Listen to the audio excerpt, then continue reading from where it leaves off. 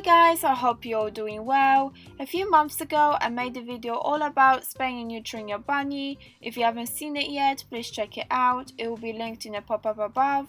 And in this video I wanted to show you what you can do as part of the aftercare at home whilst they recover from the spaying or neutering surgery.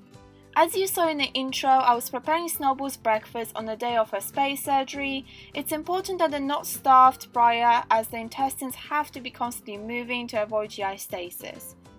So the first thing to smooth a recovery is to make sure they eat their breakfast as usual and to ensure they're also drinking water normally. To keep the intestines going, even after you drop them off at the vet's, pack a bag of hay and the normal salad. Even though they will be given hay, pellets and water at the vet's, bringing their own familiar food will help entice them to carry on eating prior and after the surgery. I labelled the bags as well to make sure they don't get lost.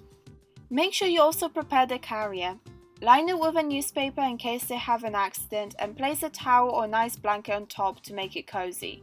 It's also a good idea to put some hay in a carrier so that they can nibble on it on the way to the vets.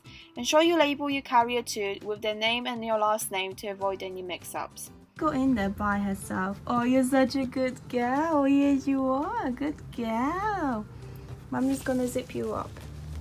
They'll probably be very stressed on the way, so give them as much comfort as possible. While they're having the surgery, prepare a smaller safe area for them for the next couple of days to help with the recovery. Choose a spot where you can easily monitor them. I chose mine next to the bed. To create the area, I used a metal playpen which I'll link down below in the description.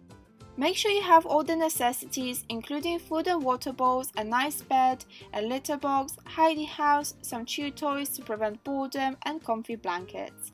The aim is to give them enough space to move around, but at the same time limit their ability to exercise too much. For the litter box, it's best to create a temporarily smaller and more accessible litter box to prevent them from jumping in too high and ripping the stitches open.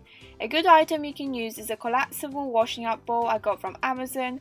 As you can see, you can easily collapse one side and keep the other one open to create a litter box out of it. You can line it with a newspaper and add your hay, or alternatively you can use a foldable travel litter box like I used in my garden video and set it up in the same way. I'll link both of these down below. So I was given the Postop leaflet or sheet with all the information, wound monitoring and all that stuff. Snowball also was chipped, so she was microchipped. It's no necessity. I might make a separate video on whether you should microchip your bunny.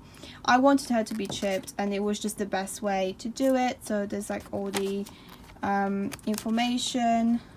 She's got the number now, which is great. They also clipped her nails, so this is one thing you can do and ask your vet to microchip her if they haven't been chipped yet, or also to clip the nails.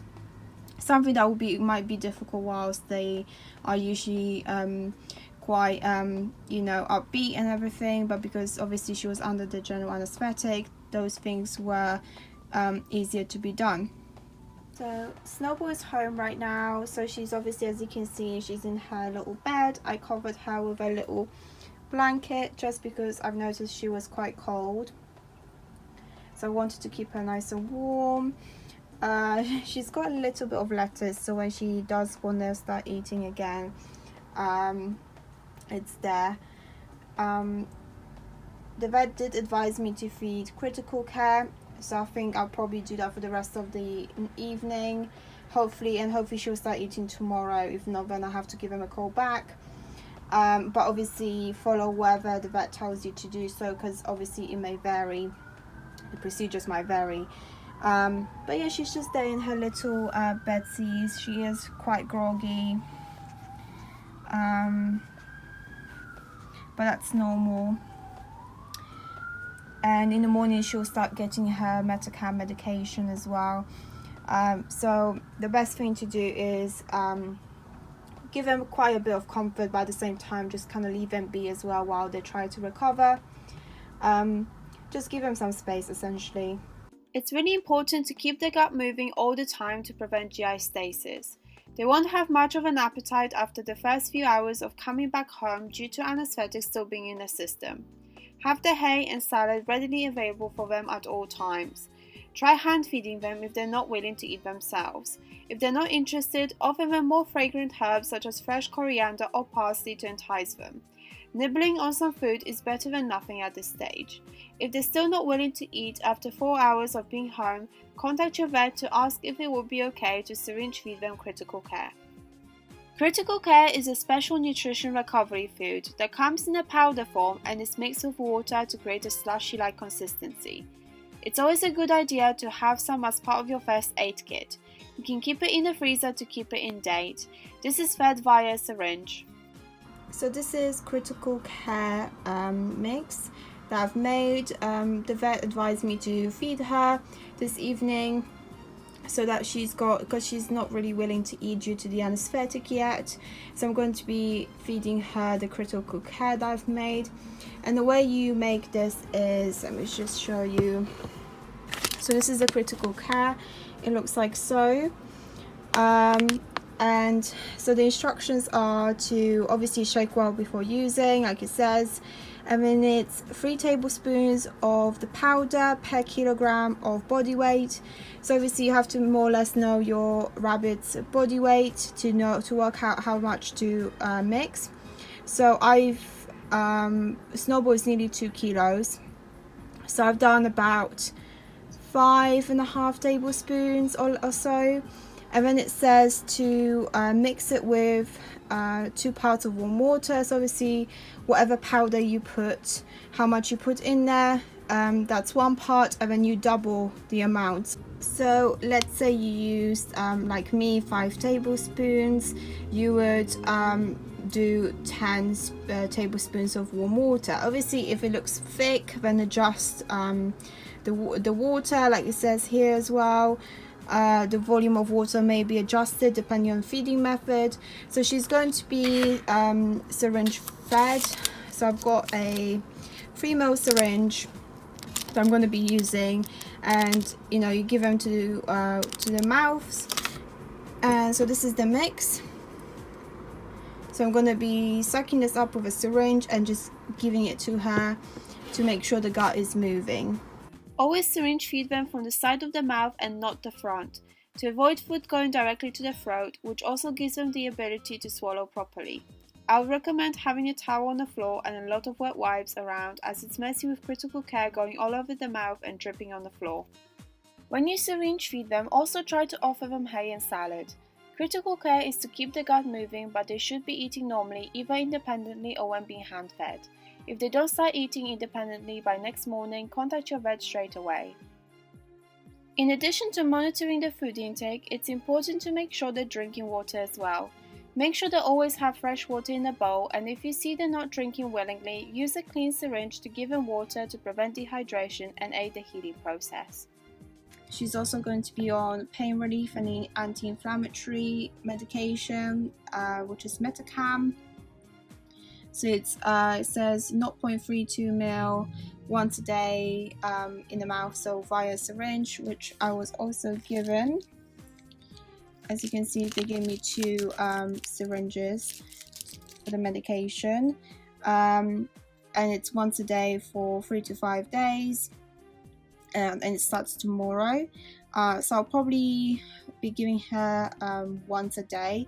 They do say it's better to either give it to them with food or after they've eaten at least a little bit, just because it will make the tummy a bit more settled. A good trick to use when giving the pain relief via syringe, if your bunny does not want to take it, is to rub the syringe tip with a banana or your bunny's favorite fruit so that they can lick it off while you quickly give them the medication. Observe whether they're peeing and pooping. If they're not drinking much water, they might only pee once or twice a day, which is fine as long as they do. They might poop less frequently as well, and the poops might appear smaller than usual or very irregular in shape, which is completely normal in the first 48 hours after surgery, due to them not eating as much. As long as there's no diarrhea or soft stools and they're solid in texture, there's nothing to worry about. The frequency and shape will improve when they start eating back to normal. It's also vital to monitor the stitch-up wound on the belly at least twice daily to make sure it's healing nicely without any discharge or excessive redness. The best way to do this is to not pick them up, as they will still be sore after the surgery, Instead, try to get a glimpse when they're either standing up on their hind legs or lying down exposing the wound. Alternatively, you can lie down on the floor and look up on their tummy. Observe them throughout the day to make sure they're not excessively leaking or picking at the wound. If you notice that they are, to prevent them from ripping open the stitches or causing an infection, ask the vet for a medical shirt or a soft buster collar. Buster collars are not recommended for bunnies as they limit their line of vision, which causes them to freak out and run frantically around the room with possibility of hurting themselves. I bought a soft buster collar for Snowball off on Amazon, which I'll link down below, as she was initially picking at the wound, which caused it to go redder, and I was scared she would infect it. However, when I've managed to put it on her, she really freaked out, so I decided to remove it and not use it. Hence, I really advise to use it with caution and only if it's really necessary. If you do decide to keep a buster collar on, make sure it's not the plastic one but the soft flexible one, as bunnies have a very fragile neck, so the hard plastic ones may cause them a neck injury, especially if they start freaking out. Medical shirts are a better alternative to buster collars, however they are pricey and difficult to put on them, so again I would only advise to use them if absolutely necessary. It might be a case of them being initially irritated by the wound for the first day, as it's not normal for them, but if you monitor them closely and prevent them from picking at it for the first 24 hours, they will get used to it eventually and leave it be. You might be asked by your vet to bring them in for a wound checkup in 3 days' time after surgery and again after 10 days to remove the stitches if they're not dissolvable ones. However, always follow vet's instructions on this as the stitches used may vary. That's it for this video guys, I hope you enjoyed it and feel more confident with caring for them after the surgery. I'm really sorry for not uploading for over a month. I was really busy at work, but I try to upload once a month and I'm hoping to upload again at the end of this month. Please comment, like and subscribe and follow us on Instagram at SnowyTheBunny14 where I post bunny facts and tips and some very cute pictures and videos of Snowball, and I'll see you all very soon. Bye!